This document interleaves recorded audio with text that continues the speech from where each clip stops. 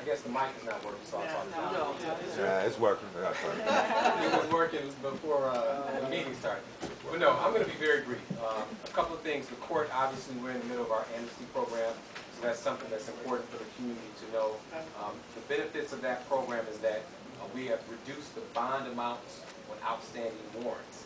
So that those who are in the community and beyond who have unresolved issues with East Cleveland, we've given them the opportunity to come in at a lower amount, at least to get their case heard before court. That's important because we have a lot of people out there who, for various reasons, are just avoiding taking care of their business in East Cleveland. So we get them in now, and we've been pretty successful over the last couple of weeks. It's going to last until May.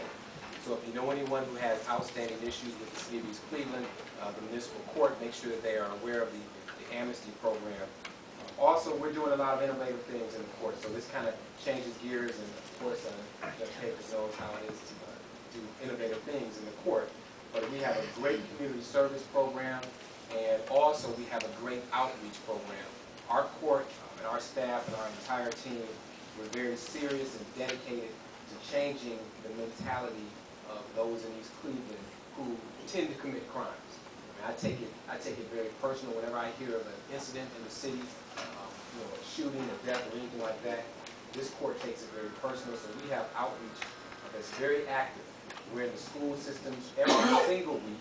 I have a program in this court every month that I do personally, and I tell them when they come to the program, probably nowhere else in the country is there a judge who gives this personal time to do these programs to try to change the mentality and the tendency to have criminal behavior. So we're very active, and most important to one of the things that we're here tonight about is that we're willing to do as a court anything we can to assist the city and the government along at this point. Whether it's diverting or maneuvering our special project funds and things like that, we're willing to do whatever we can to assist because, one, the advancement of the city is important, and maintaining the integrity of the city, as well as making sure that crime is not being committed. And whatever we can do to do that, to assist in that, that's what we're going to do. So other than the amnesty, which is very important, the last thing that's important to know, on March 19th, there's going to be a program at the library at 6 p.m. Initially, I was asked to come and speak about how to react when you're stopped by the police. But I think our problems and our issues go beyond just how to interact with police officers. So I'm calling it Real Talk with Judge Dawson. So hopefully anyone in the community, you're all invited, but specifically we want to have our young people come out and those who are just unfamiliar or unsatisfied with the legal system. Because once we start to respect the system, then I think that will permeate through the community and we'll have a much better experience. What time, Judge? It's at 6 p.m. at the library on March 19th? Yes. The East Cleveland Public Library. East Cleveland Public Library, absolutely. Thank you, and Judge Dawson, ladies and gentlemen, I did have the opportunity to speak to Judge Dawson in regards to our fiscal position, particularly as it relates to the issue that you're all here for today, the safety of our citizens in East Cleveland, particularly the revenue relating to the police and fire. And so I posed a question to Judge as we looked at his budget for this upcoming year, and we looked at the various documents. We're going to have this discussion tomorrow, and that's why it's important to come to committee meetings and not share here.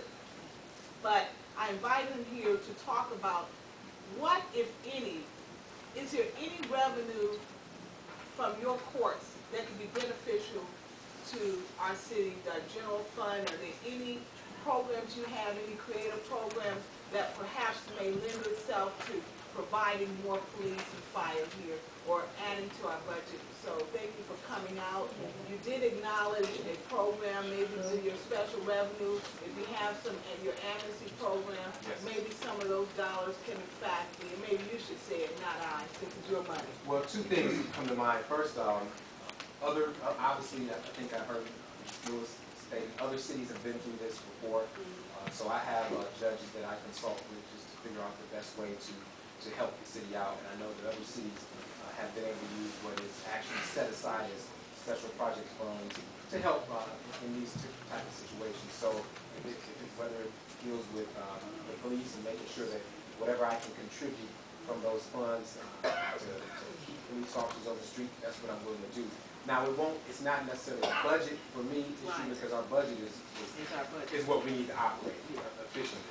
So there's no doubt about that. But then there's other set asides that I'm willing to use for special times just like this. And then also, you know, again, just the willingness to work with the city, and I think that's something that we're all at this point willing to do, work together. Even our community service workers, if there's a way that we can extend what their duties are and how they supplement some gaps that we have. That's what I did with the snow removal program. Saw a need and fulfilled it. So again, if there's any way that we can work together, because obviously we know in order to move forward, we all have to work together. We're one team, we're one student, so the court is a desperate part of that. Thank you for that. Thank you.